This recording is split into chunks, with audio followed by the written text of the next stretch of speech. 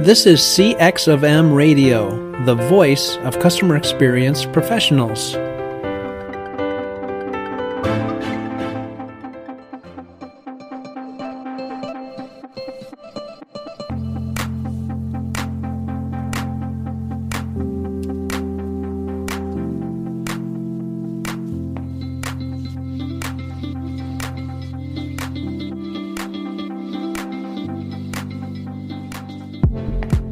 Hello, and welcome to another World of UX podcast. This is your host, Darren Hood. Thanks, everybody, for taking the time to join us, as always, and a special welcome to those of you who are tuning in for the first time.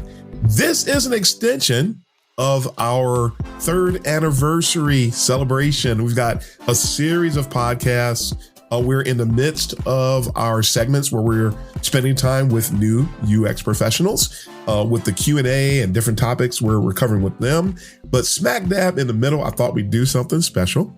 So I've got a guest with me today who I will let her introduce herself momentarily. But I'm really always excited to see people who have a lot of passion for the discipline.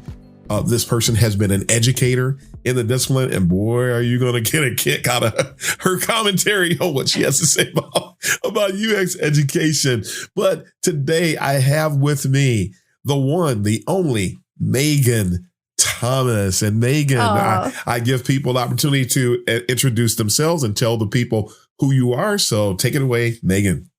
Oh my gosh. Thank you so much. That's such a warm welcome. I really appreciate it. I'm Maigen Thomas. I am a senior UX designer. I am currently at Hierology. It is an ATS. It's an HR software company. I've been there 10 months. I've got 9 years of experience in the industry, which feels super weird to say. About to tip into 10 years. What a decade. Now I feel old. Yes. And I've been in my career for, like I said, nine years. And before that, I was a front-end developer. So I bring a development perspective to the design work that I do as well. I just realized, like you mentioned, I'm an educator. I have just wrapped up my third and final cohort. I have taught 3 cohorts of UX UI boot camp at UC Berkeley. So the ones that you see advertised, the become a UX designer in 24 weeks. That is what I have taught. And I do have thoughts. We will get to that. But I am no longer teaching there because I have thoughts. And I'm loving leaning into the work that I'm doing. I really enjoy working on designing technology for people who are not terribly tech savvy, but think they are. Fantastic. So this, as always, in these Talkin Shop segments, we're going to have a ball. Yes, we are. Sure. So you gave us your intro, which is how we started off. Let's dive into something I always ask everybody else. How did Maigen get into UX? What was the thing that happened that the light bulb came on? What flipped the switch for Maigen and said, I want to do this. Tell us your story. Oh, I love it. Okay. So the reason I got into UX is because I was a front-end developer. So to back up a tiny bit, I've gone into my story on other podcasts, so we can rustle that up. But essentially, I went from being a flight attendant to being miserable as a flight attendant and realizing I want to do something else. I don't want to serve Diet Coke in the sky and have people hand me chewed on apple core. It's not my favorite. And I didn't really know what to do. I don't have a 4-year degree. I tried it 4 times. I learned in my early 30s that I have ADHD and I'm on the autism spectrum and I have auditory processing disorder. Like, it's fantastic. But I knew that, like, going back to school to slog through 4 years to get a degree in something I wasn't even sure I would like, that seems expensive.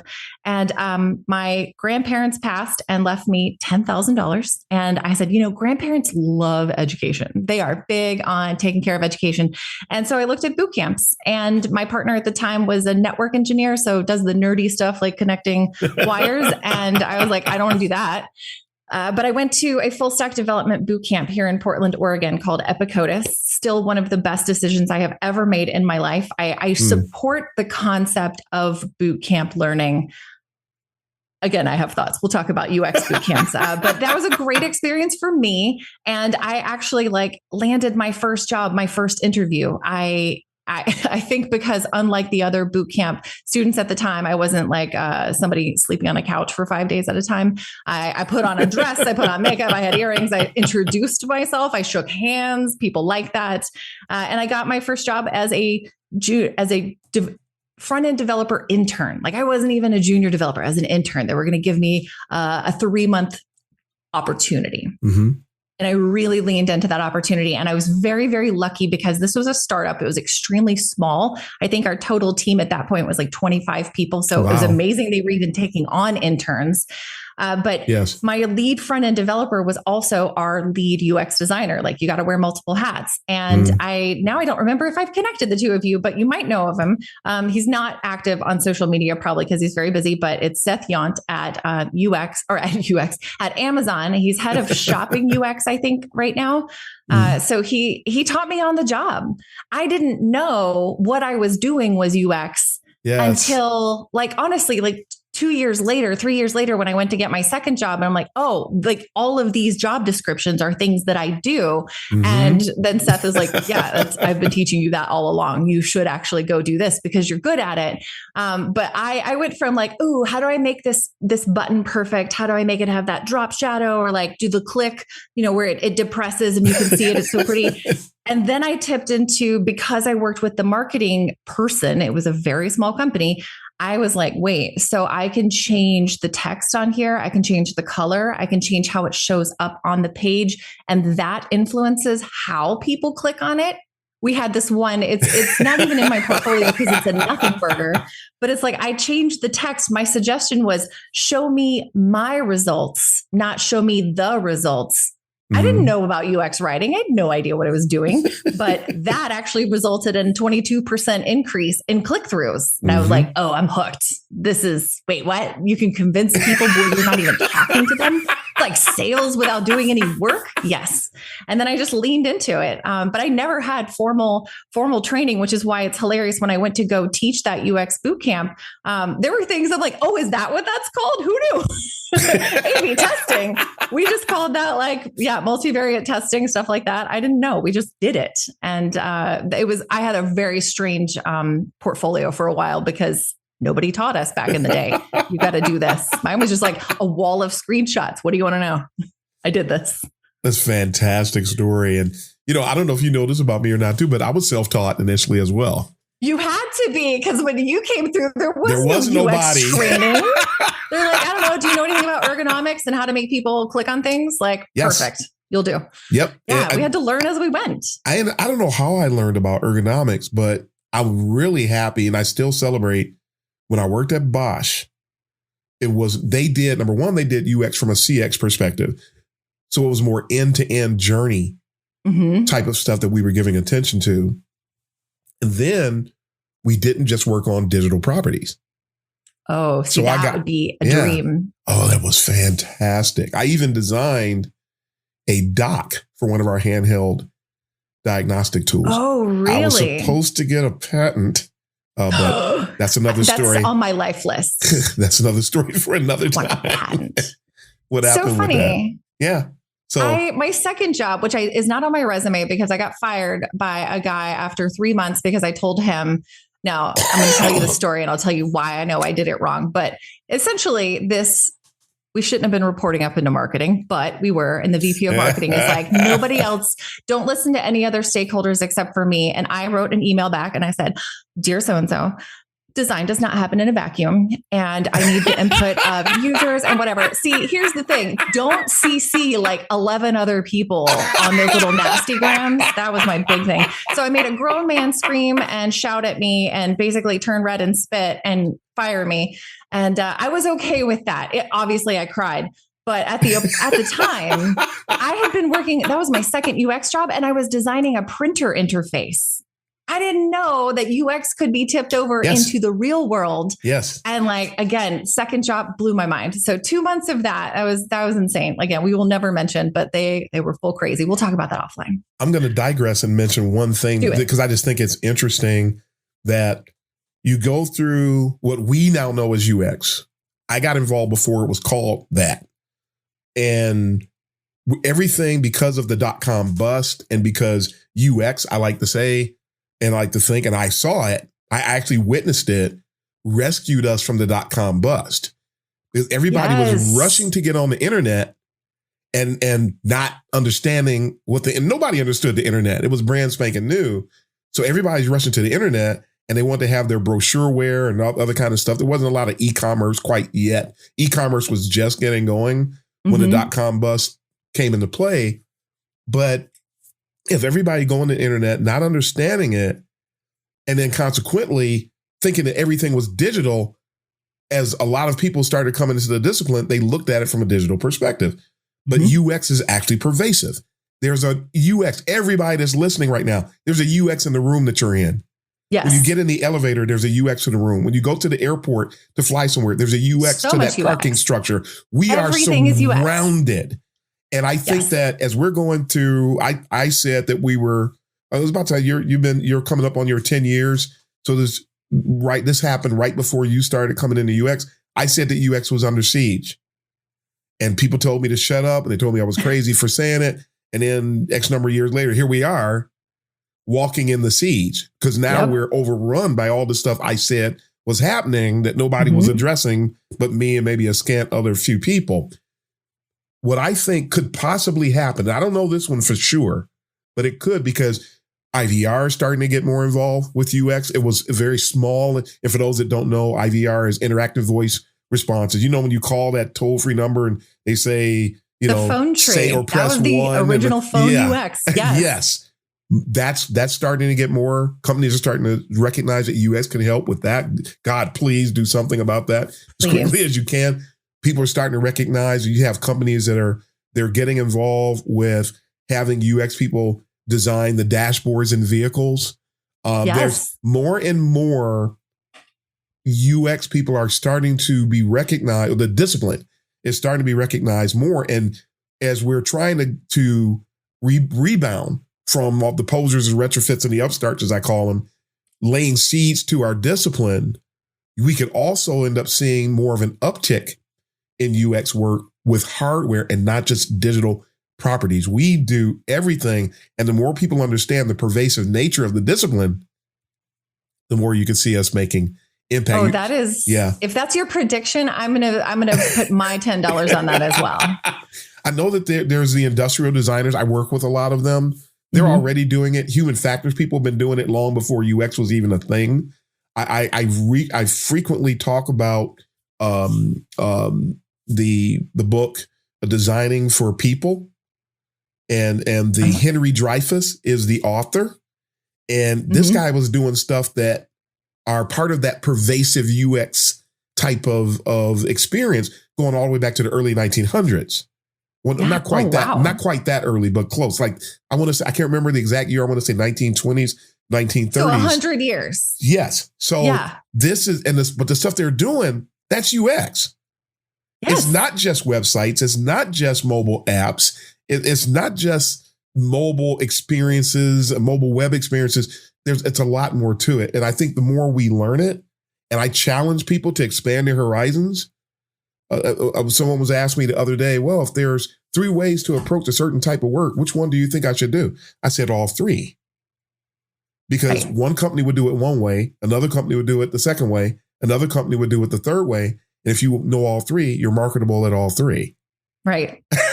So funny that you say that about 3s. I said I was going to teach 3 cohorts because I wanted to you're going to have a good experience and a bad experience. And then I need to know what's the midline experience? What's that collection of all of them? Yeah. Yeah. Why not try all 3? If you've got the ability to, you've got the time to, you got the budget to, do all 3. The ability, how do you know what's going to work? And that ever empowering thing for all UXers, passion. Yes. That's the fuel. If you keep your passion alive, you can do anything. And people say that people like to say that UX is easy. And I frequently tell them it's not easy, but there's an asterisk that comes with that. Everything takes effort, but the more passionate you are, the easier hard things become. Yes, absolutely. And so if you I'm not going to stop. I'm going to keep learning. I'm going to keep doing my best. And so when you have that kind of of juice to just keep you going, you can do anything. And from that perspective, then things do become easy. It seems easy because of your level of determination. Yes. Whereas somebody else, we've seen these people, they lack determination, they lack fortitude, and they're always talking about how hard everything is. And we've been there too, something that we thought was hard. And then once we decided became determined to do it, and all of a sudden became easy. It didn't change. No. The attitude. The level of effort didn't change. It's the perspective about, am I willing to take this on? I think like an add-on to that is not just like the passion. You also mentioned like the other people who are successful, like curiosity, genuine curiosity of learning. Like I want to continually learn. And then I think the final third of that is like letting go of the fear of failure. Yep. The fear of failure is what prevents people from moving forward towards success, because they're like, what if I suck at it? But what if you don't suck at it? Exactly. What was that quote? It might have been Winnie the Pooh or something that's like, what if I fall? But my dear, what if you fly? Yes. And that's the way we need to be. Those are the things that I want to see. I know we're going to talk about this today, but when I'm looking for new UX talent, or I'm looking to fill entry-level roles, I'm not looking, you can't sell me on your work, but you can. Let's be real. Most of them all suck at that. Like at this level, like as an early career designer, you don't have enough experience yet to not have non-sucky things. And that's okay. Which I think is hilarious, because I got to get my portfolio together. What's in it? I don't want to see your portfolio. I want to see your passion. I want to see your willingness to learn. I want to see your ability to try something and fail at it and talk about what you learned, which I package into emotional intelligence, which is number 3. That's exactly it. Those are the 3 things, because you're going to cost me for a year. Yes. So therefore, I want to know how pliable you are. Are you clay or are you just a big, gigantic boulder?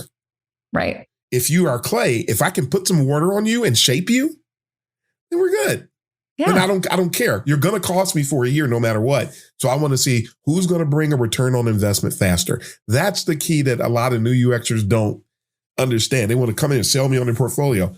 Your pretty portfolio doesn't mean anything to me. I'm not even going to look at it, frankly. Right. But I want to talk to you. And when I was like hiring apprentices, I didn't ask to see their portfolio. I'm like, I know if you're coming out of a boot camp and you want to hang out with me, it's probably because you don't have experience. So what I need to know is, are you teachable? Are you interested in digging into the why of things? Are you curious? Are you humble? I don't care what you built in your boot camp, because now I've seen 3 cohorts of students develop pretty much the same thing. And I'm like, some of them are going to succeed, and some of them are like, but I made you this pretty box. Is that not what you wanted?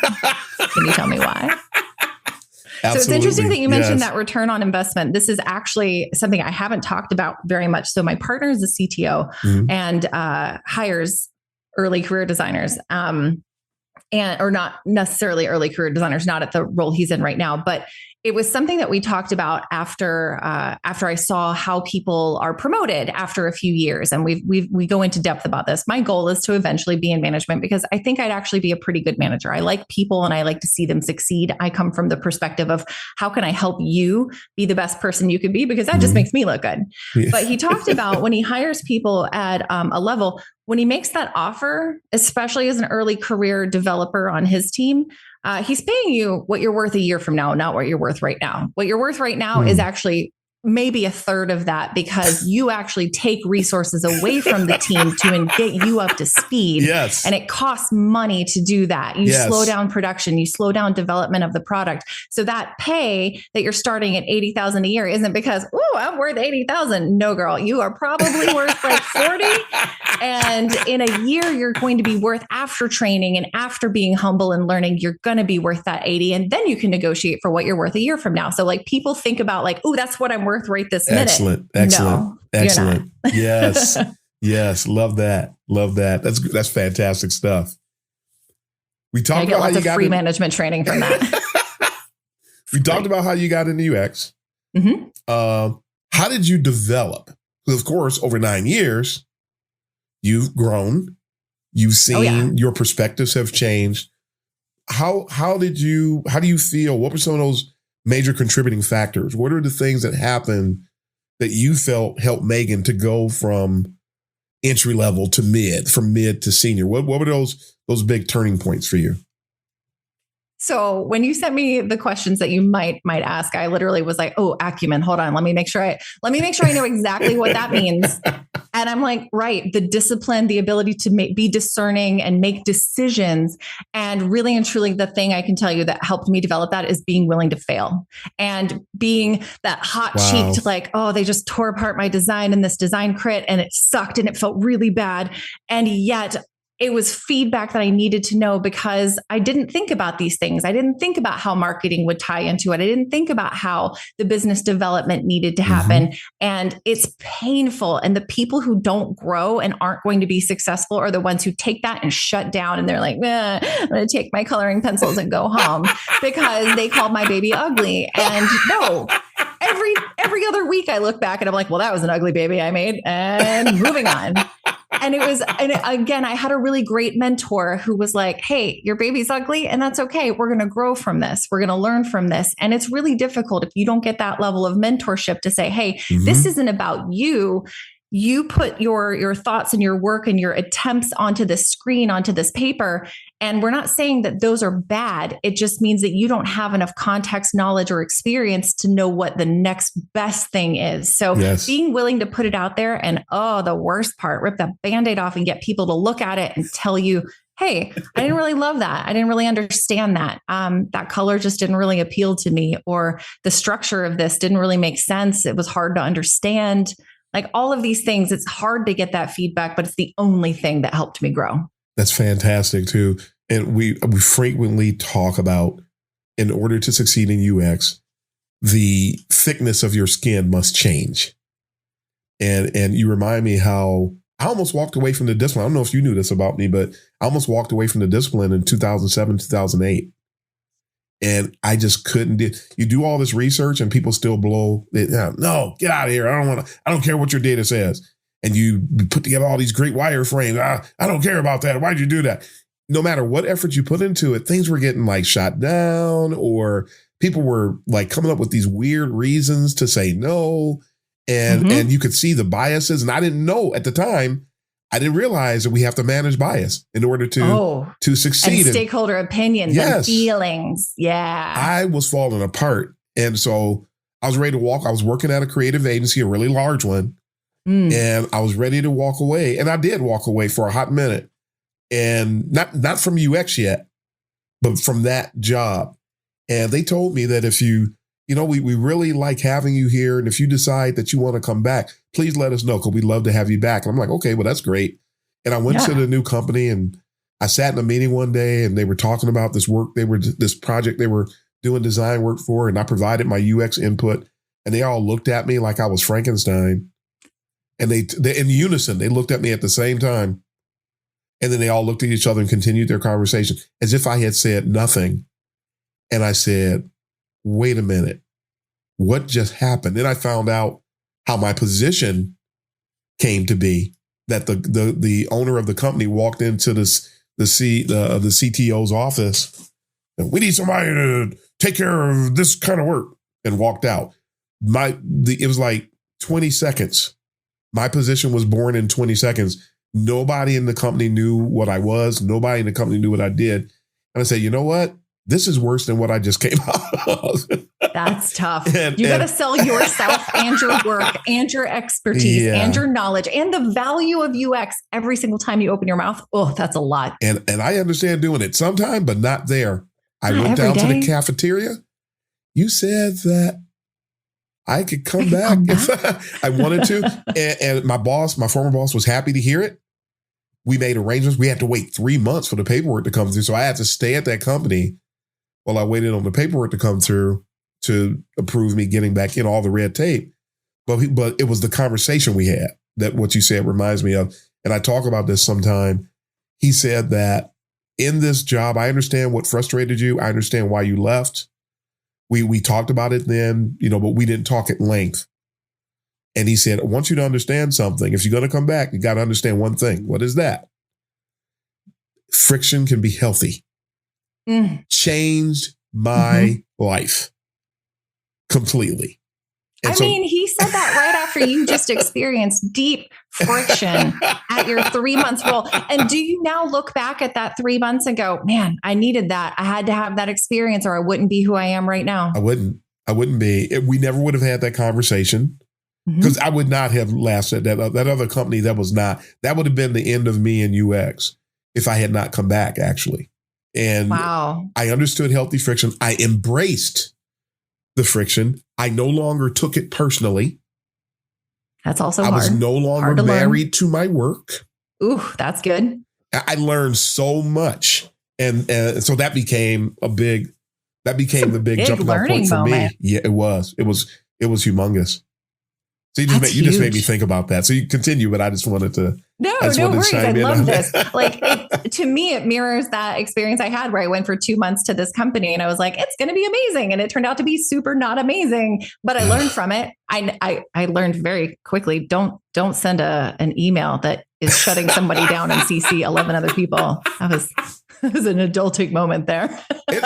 What's cool about what you said though, and there's a great learning moment, is that again, we have to have thick skin, but we also have to learn. I have my own model for EQ.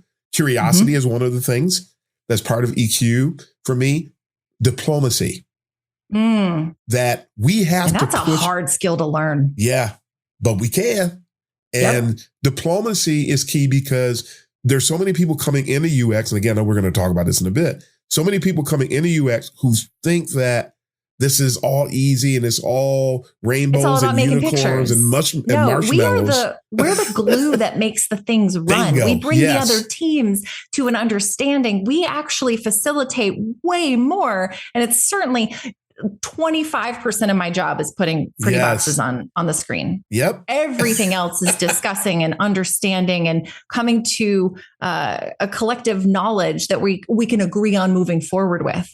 Not that much of it is the actual design part. Sure, that part's easy. Like once you get the hang of it. Yep. Arbitration. Everything else. Arbitration. Negotiation.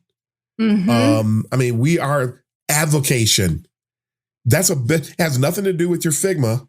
Knowing which hill to die on. Yes. Picking our battles. I learned that around the same time I learned about the healthy friction. Pick your battles. Okay. This one is a must. The user's got to have this. I got to fight this battle. And I need to have all the data to help support so they understand. Even if they say no, I found, and I did a podcast episode called The Art of Constructive Losing. Is what I call it. You know, people are going to say no. Yeah. But that doesn't relieve you of the responsibility to advocate for users, to be expert voice, to be the diplomat, to be the negotiator, to be the arbitrator, still do those things, but provide all the substantiation and all the proof so that when it blows up in their face, when they decide not to listen to you and it blows up in your face, they have what you provided as a point of reference. And I have found that when things do blow up, they always come back. They always have to come back because user experience is what makes money. Yep. Oh my gosh. Which more people, I mean, just fantastic stuff. We're going to segue. Yes, let's do it. We're going to segue Hard there. Left turn. I know you mentioned that you taught at boot camps and you have this educational component, that you have a love for education. You love growing people, things of that nature. Let's go. Look, we labeled this part as the boot camp tangent. We're just going to dive into any and everything with regard to boot camp. So I'm going to follow your lead. Ooh, take it away. Okay. Let's, where you want to start in talking about boot camps? Oh my gosh, where do I want to start? Do I want to start with boot camps of Jump the Shark, or the fact that we're selling it as a panacea to honestly what is just a disparity in wealth accumulation, and we're trying to give people an opportunity to move into like, hey, these are jobs that pay well and provide value and really help you become a real contributing member of society. But we're trying to sell it in this like, oh, it's a super package. Like, here you go.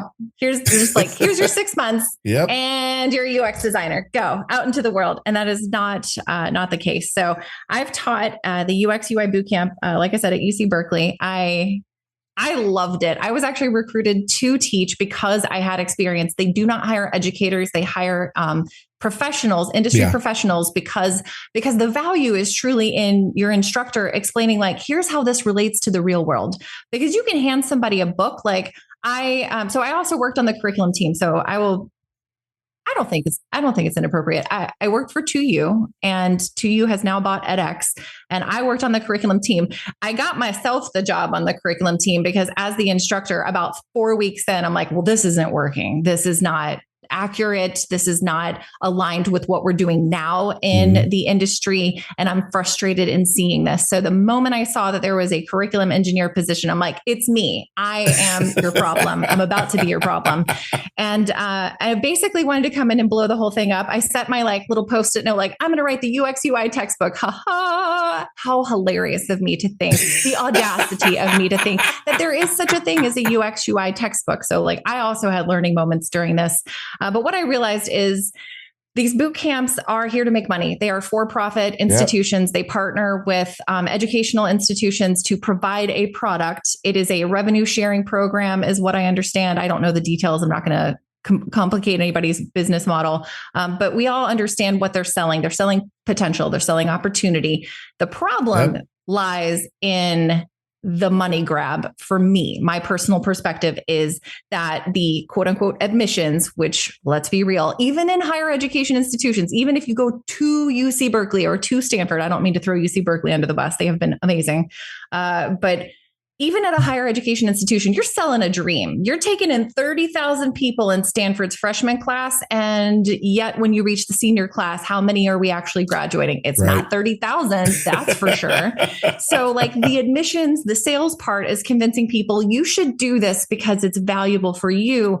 And yet we're not actually putting any parameters on who can join. And there are people who are not yet qualified. And I don't want to say that people shouldn't go into UX. I don't want to be the gatekeeper, but there is a certain amount of gatekeeping that does need to happen because they had people coming into my class who couldn't find their downloads folder. And I'm like, girl, I need you to take a remedial. When I say girl, it is everyone. Everyone's a girl to me. Right.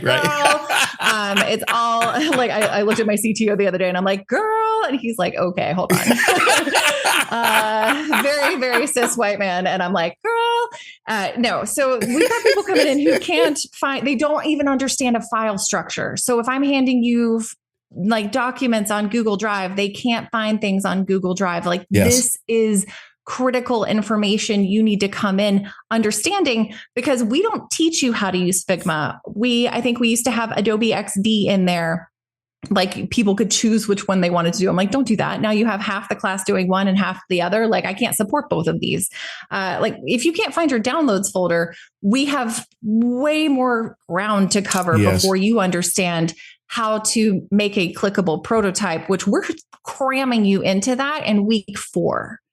It's bananas level how much information we're trying to cram into people. And it is all valuable, but everyone, because I think you get real clouded. I say everyone, I hate doing that. Students who come in who are unprepared, and 99.9% of them are because admissions does not have or convey the truth of what the experience is like. These are definitely not part-time things that you can do on top of having kids, on top of having a full-time job, on top of taking care of your parents. There are so many things that you need to be able to do to be successful in this, that it kind of does require a full-time commitment, especially if you're going to drop 14, 10, however many thousands of dollars they are now. It requires your full attention. This is not a part-time learning thing. Yeah. And they're selling it as oh, you just need 15 hours a week. Sure, of learning. And then there's another 25 hours of doing. I think there's an opportunity for learning UX by doing UX, which is how I learned it. But that's not the bootcamp model. It is cram as much in as possible and hope you survive. But their business model relies on this because honestly, if we just churn you out, we just keep making the money. It's your problem getting a job. It's your problem selling yourself. It's your problem figuring out how to do a portfolio. And that's the main reason I walked away. I won't do any more classes, is not through that model, because we're not actually setting you up for success. We're teaching you essentially what you believe to be a linear process, and that's not it. We start with design thinking, which is not UX. Well said. I'm like, this is stop. and just teaching people critical thinking, problem spotting, not even problem solving, just problem spotting. How would you know that's a problem? How did you know it needed to be solved? Did you talk to the people who were experiencing that? What'd they say? Like, it's just, we're not teaching some of the foundational things, which is, honestly, I learned that because I had someone who sat across a table from me and I was like, hey, this is me popping up like a little groundhog. Hello, hey, I have a question about this. Is this okay? It's just, boxes on a screen is like I said, it's 25% of the job. And we're not teaching the other 50% of the critical thinking and context. I have 3 things on my wall. My core values as I continue to develop them. My first one is don't be a dick. And my second one is context matters. You can give anybody a book, but you need to give them the context so that they actually understand the knowledge and retain it in a way that's meaningful. Yes, absolutely. I'm seeing you smile and nod, and I'm like, yes. So like recently when you were like, I need to untag myself from Maigen's post because I don't like to be talked about in boot camps. I'm like, no, trust me. You will improve. You will improve. Like you're right there with me. We see the problems. Yes. I don't know how to solve it. I don't have a solution. I think the solution is apprenticeships, but companies are not building that into their budget and headcount, and they're not seeing the value in what a junior designer can bring, or a career changer, early career designer, which is how I like to refer to them. But there's so much value that they can bring to the business, but it's hard to go, how much is that worth to me immediately? Nothing to start with. I got to teach you for a year, then you're worth something to me. Yeah. I have addressed, I don't know if you heard my talk. I was a keynote at University of Michigan at the end of March. Yes. And that talk about how we only tap into 20% of UX maturity because it has not been properly addressed. It hasn't. And it's always addressed at the organizational level, but there's personal UX maturity. And without me going through the whole thing, part of it has to do with education. Education for years, the model of education is you come to us and we are our product is competent people based on topic X. That, in a nutshell, is what educational institutions are supposed to do. I agree with that. When it comes to UX, we have, based on my asking Siri, there was... At least you said Siri and not ChatGPT. No, God, no. Not a tangent today. Next time. Is that there's approximately 5,500 universities, institutions of higher learning in the country who their job is to produce competent people on topic X. Yes. There are less than 175 UX programs at this 5,500 institutions. And of those 175 programs, a very small portion of them, well, none of them realize that they have a UX maturity responsibility. So they're all on the bottom. They have slim to no UX maturity whatsoever. And yet they're trying to teach above their own level. Yes. And attempting to instill competence in people. Yep. How? And many of them, well, not many, some of them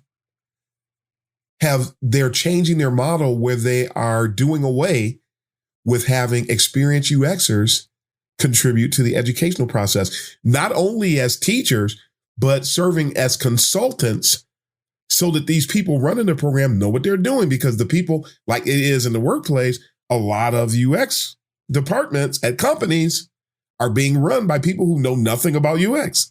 Oh my gosh. And so the curriculum I came in to help rewrite, the person that I understand, and like, I don't want to talk smack about somebody that I don't know all the details of, but what I understand is that the person who wrote the vast majority of this boot camp had academic understanding of UX, but not real world experience. And I'm like, that shows. Doesn't work. And I should not have been the expert to come in. I was the only hand raiser that had that level of experience, but like at that point, 7 years of experience is a couple of years ago. So I'm like, ooh, I should not be the expert, but I know more than apparently what you're teaching. Yeah. So let's at least level this up. And it has shown, and there's differences, but like without real world experience, this is almost meaningless. Yeah. It's just reading a psychology book and hoping to understand the gray mush when you open a brain.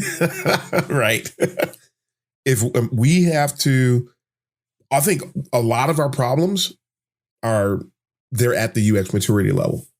If UX maturity, if we could wave them at that old question, if we could wave a magic wand and UX maturity was all of a sudden in place at every institution, learning institution, corporate institution, everybody knew what UX was, knew how to cultivate things, it would change everything. I do firmly believe that it would impact everything.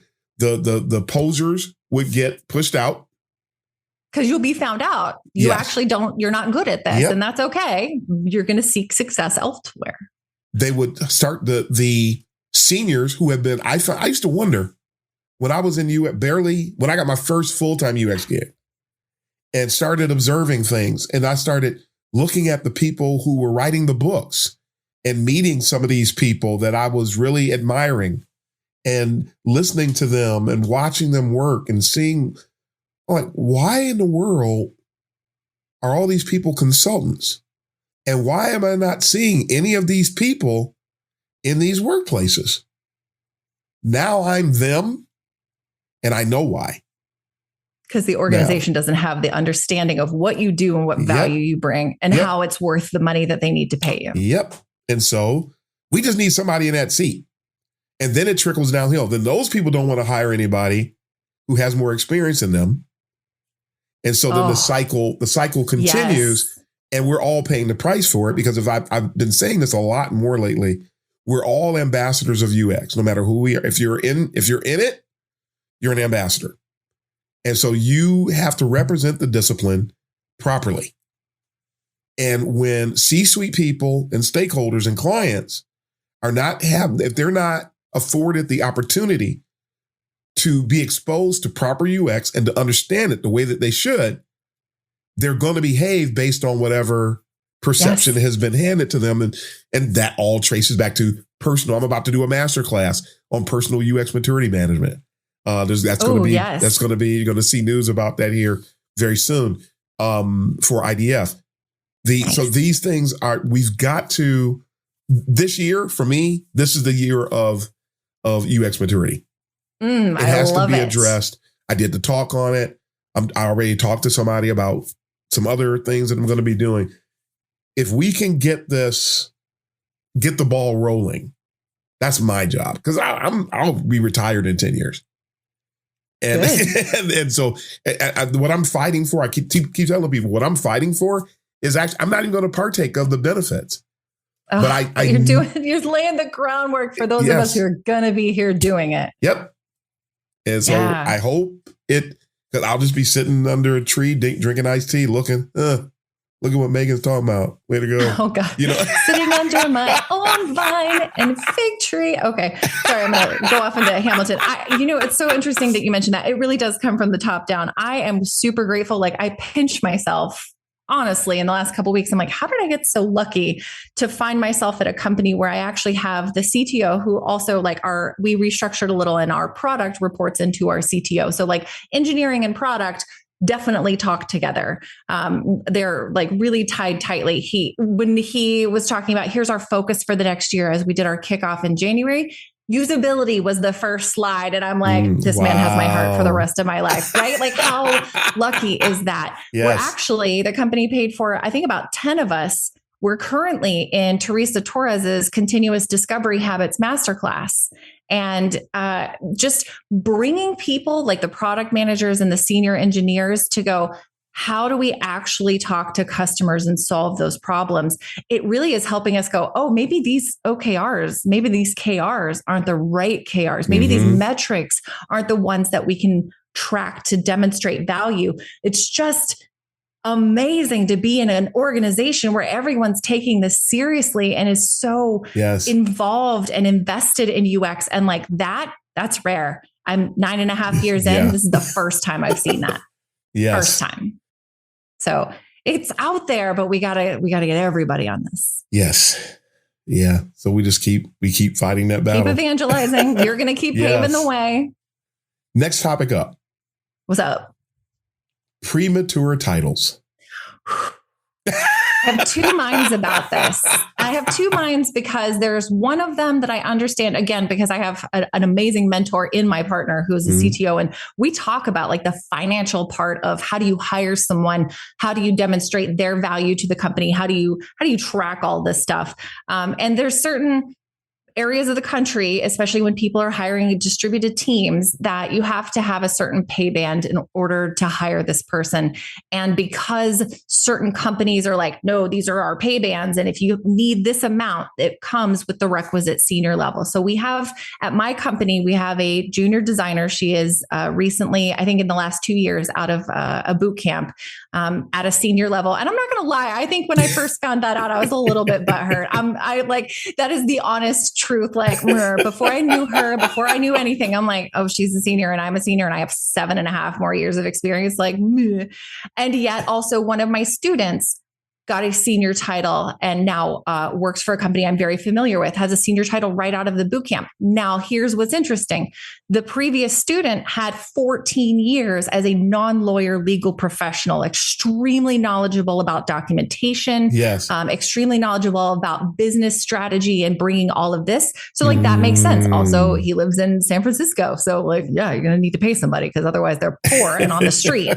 This other designer, the one at my company, I think that was the same thing. I did not ask. It's not my business, but my guess is it's the pay band thing. And that makes sense. I am completely fine with that. And also now that I have had the opportunity to work with her for 10 months, I'm like, first of all, diamond in the rough, like really and truly understand strategy, nice, very confident and competent at speaking to like stakeholders, willing to lean in and learn, very humble, just a really, really solid person you want on your team. It doesn't matter that she just graduated a boot camp a couple of years ago. She's bringing the value. So yeah, pay her.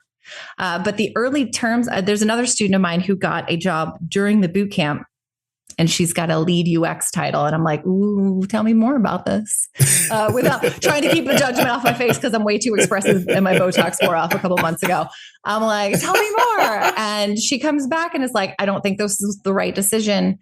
I don't think I know enough in order to speak up in certain ways. And I don't think my level of experience, regardless of title, gives me the gravitas when I do speak up. And I think that what I'm saying is the right direction. I don't get the respect. And I'm also not sure what this means for the next time I get a job. Now, that's the part I worry about. Your next job. Now, your work history is going to go from lead to maybe mid. If you're working to your own level and what you are capable of doing, because she's also on like a 6-person team, like, and I mean the 6-person company, not just the team. Whoa. So you don't have mentorship. You don't have anyone telling you what's going wrong in your files or what's not solving a problem business-wise. So like you're going to see that downward dip of your trajectory and like the emotional impact of that. And then the financial impact of that and the perception by your future employers and future coworkers and how that they bring that I don't want to say knowledge of you, but what they think they know of you into that. Like, ooh, don't overshoot your title before you're ready. I went for a senior title when I was in like year 5. And I was excited. It was my first year. I landed the job and I negotiated my first 6-figure salary. It was like 100, like exactly $100,000. And I was like, oh my God, I made it. Also context, like 6 years prior, I was a flight attendant and made like $30,000. So like, obviously I was in the money, right? But I also recognize there's a lot more to being in that level because you have to have the fortitude to stand up and say, no, we're not doing that because that is actually not only not solving the problem, it's not technically feasible or whatever. You've got to manage SVPs of who knows what saying, is this really the image we want to use? No, sir, that is a Fraggle Rock screenshot. You're killing me. No, this is why I just use like sketchy pictures now. People are so weird.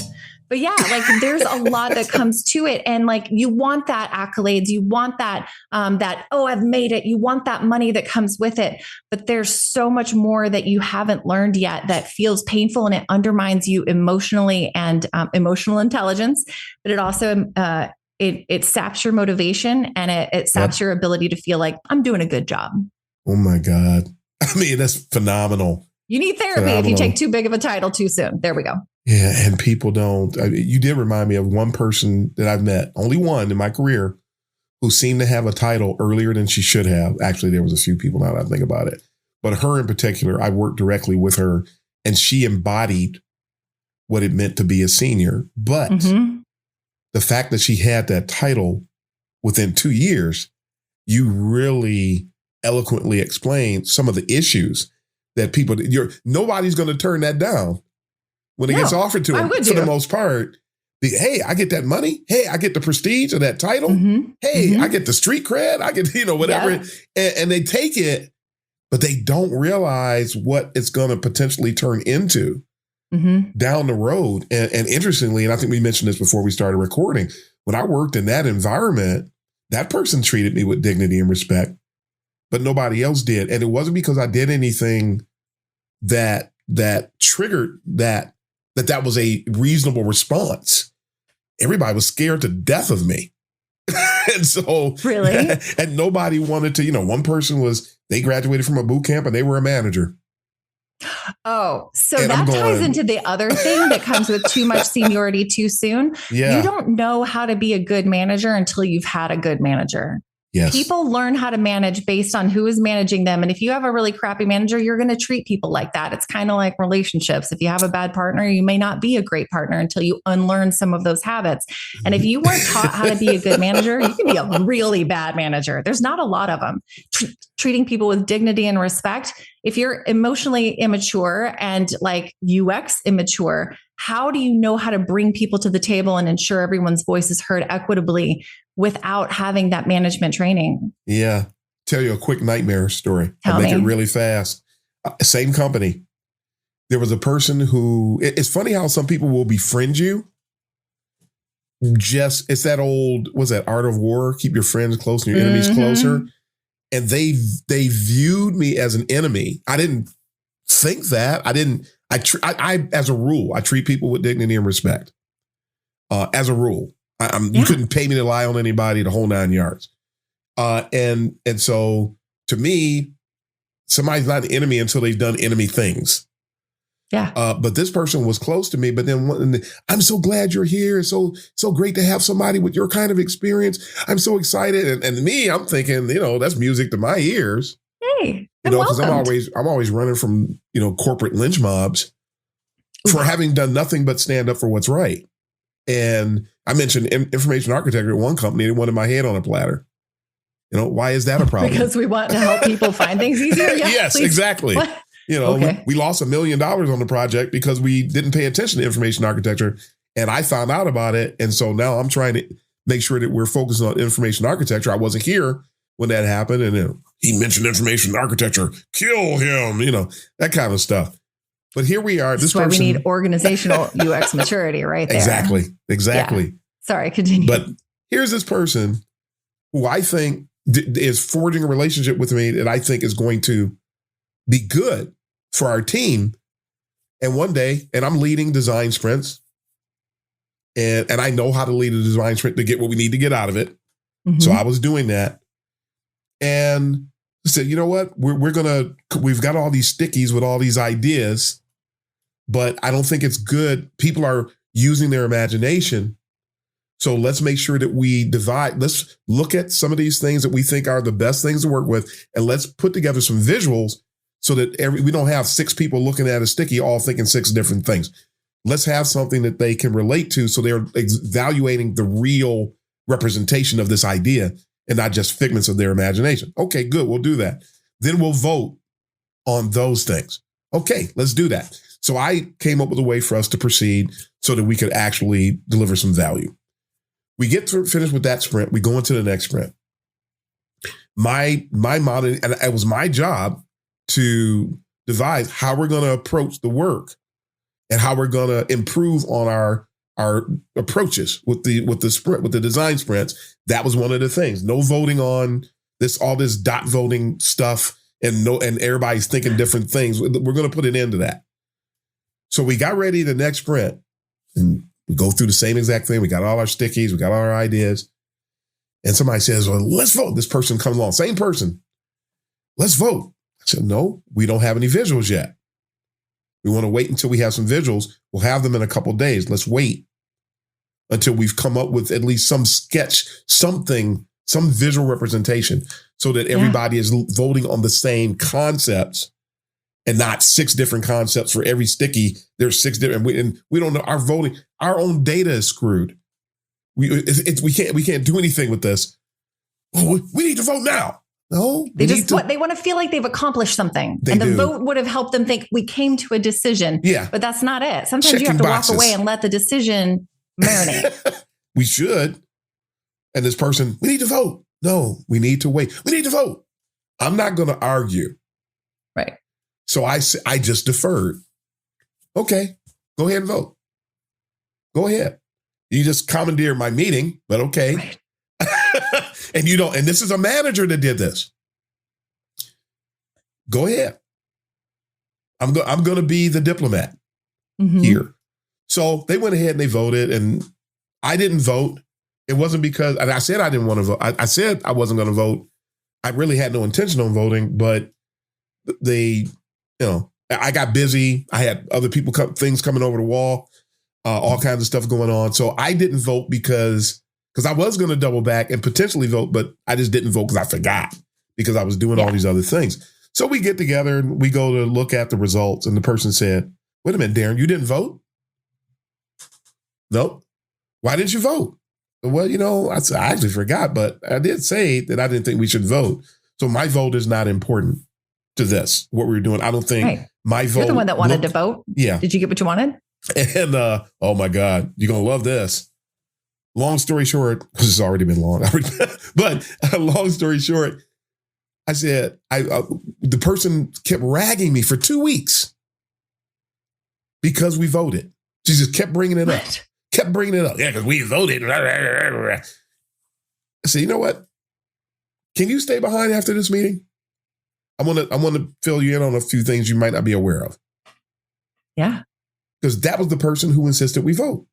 And I had already sent a note to my boss when that happened, just so you know, because he's in the meeting. I don't think we should vote, but I'm deferring because of X, Y, and Z. I want to make sure he understands what I'm doing.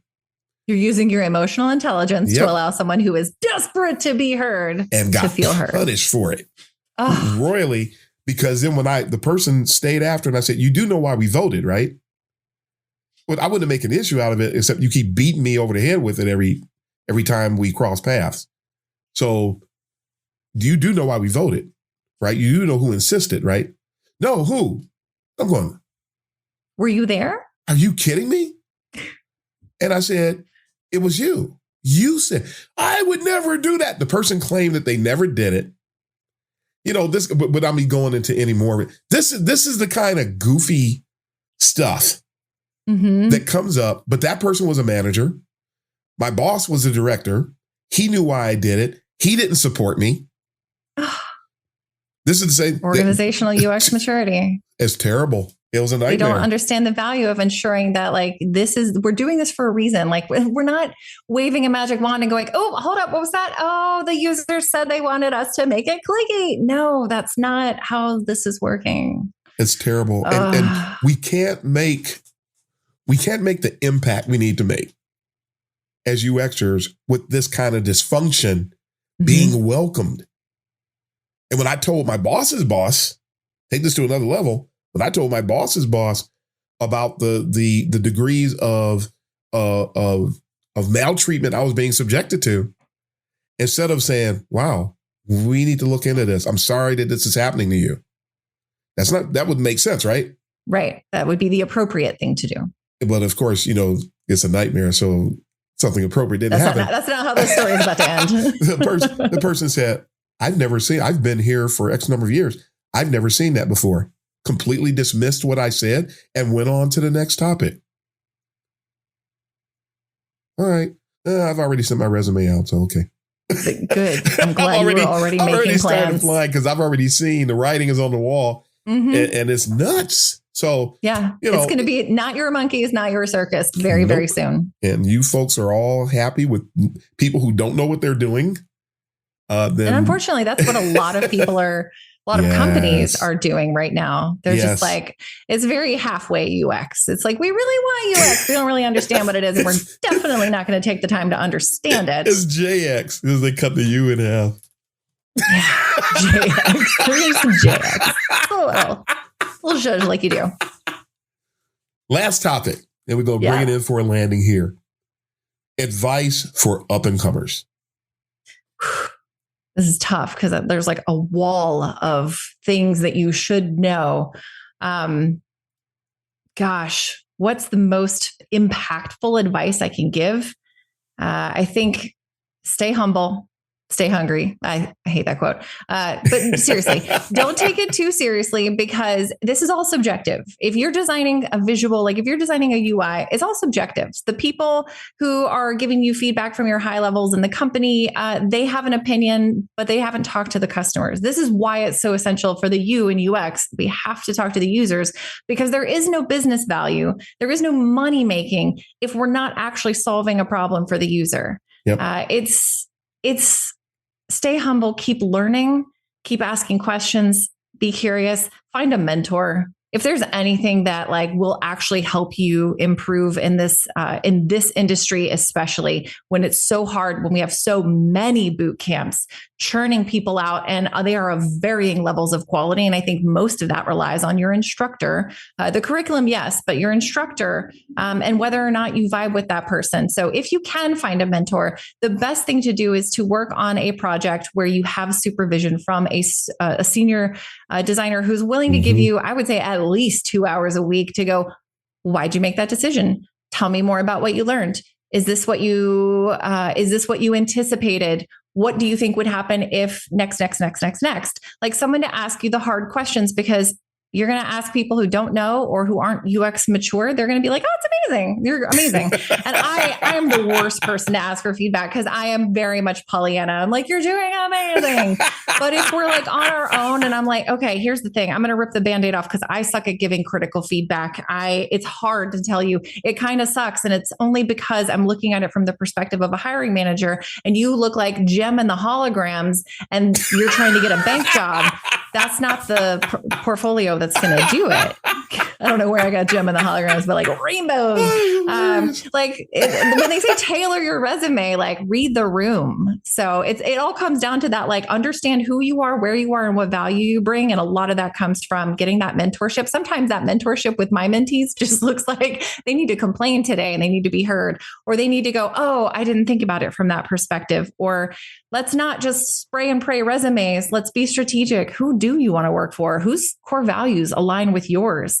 Like, it's just find a mentor. It's important. And sometimes you're going to need to pay for that mentor. It's not an ADP list, one-off, random person. I don't charge a ton, but I do charge enough. You have to pay attention is what I believe. So you said the magic word, ADP list. And it can be amazing. I've met like one person on there, but that I really thought would be a really good fit for being a mentor to, but they didn't like that I gave them slightly negative feedback on their portfolio. And they were just like, all right, cool. I'm going to go get other feedback. Great. See ya. Yeah. If you don't vibe with me, I'm not your person. That's fine. You made me think about the episode I did, or the series I did on demystifying UX mentoring and how that in order to have a mentor, you have to make sure you are mentor ready because everybody is not. And some people seek out mentors because they want to be affirmed or confirmed. Coddled. They don't want, coddling and that's not, coddling doesn't produce excellence.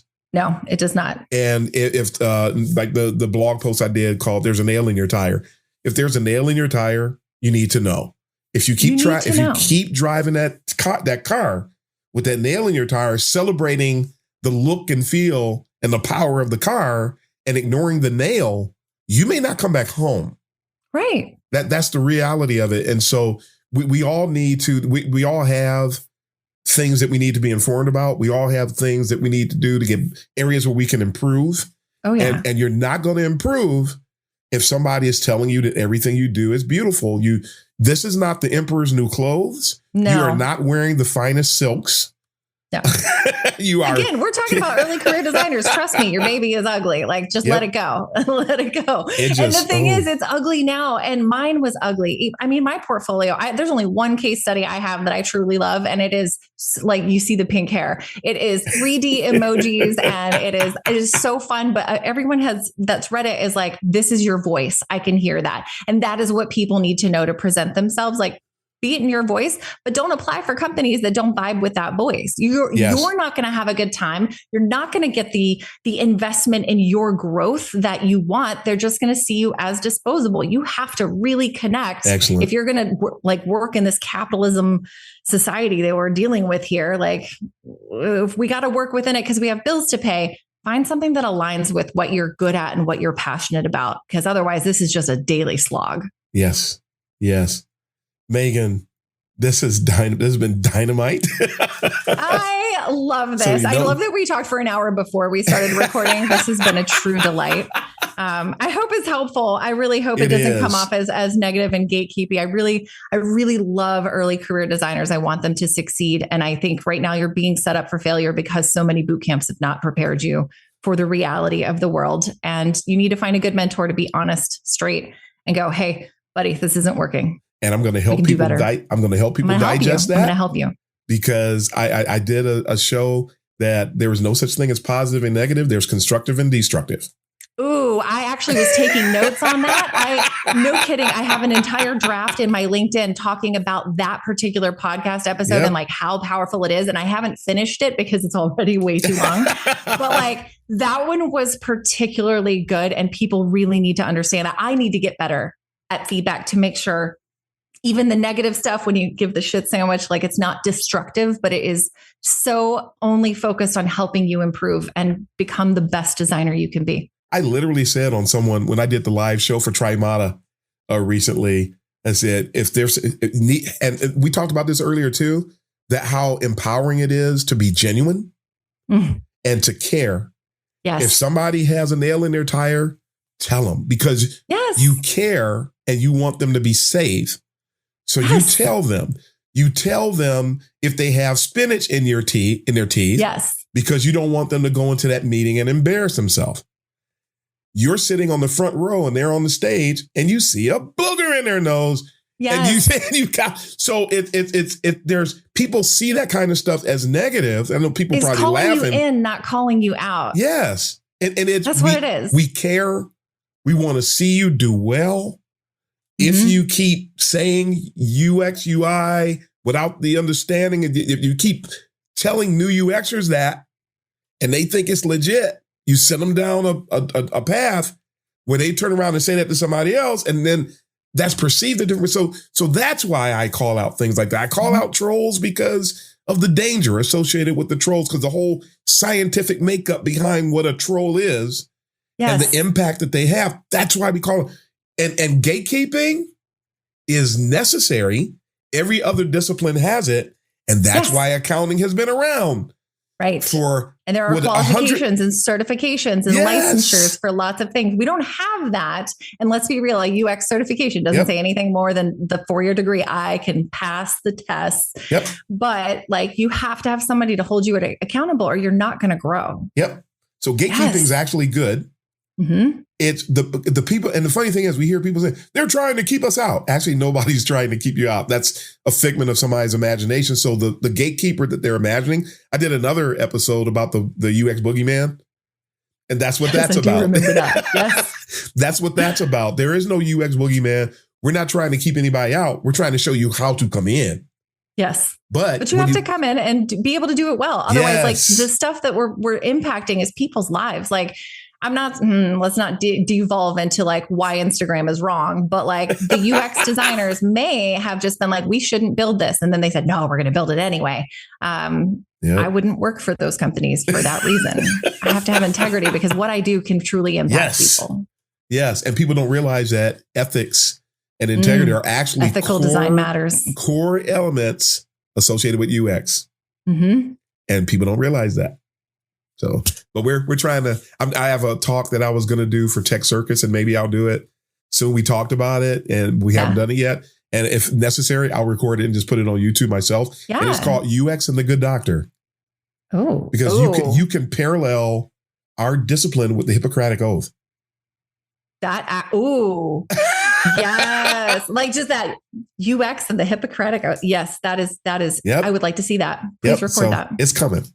Yeah. It's coming. Let's do it. I actually just talked to Tech Circus 2 weeks ago. So we'll see what we're going to do. But, people don't want it. That kind of stuff doesn't go viral. So, it should, but it doesn't. You got to do not the world we live in. Cute, fuzzy things, and that goes viral, even though it benefits nobody. But bring kittens and rainbows. But let's talk about ethics. No, not a visual medium, but I'm waving my arms. But we got to do this again. Yes, this has been amazing. Again. Thank you so much for having me. And you didn't realize it, but thank you for helping me celebrate the podcast's 3rd anniversary.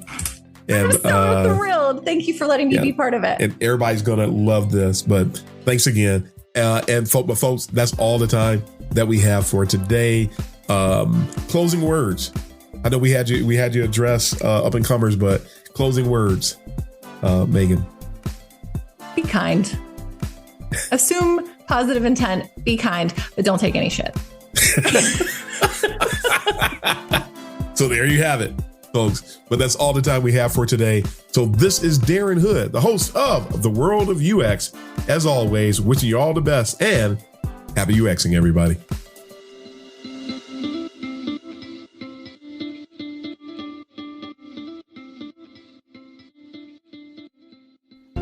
Thanks for joining us for this session of CX of M Radio. Be sure to rate, review, and subscribe to the show, and visit cxofm.org for more resources.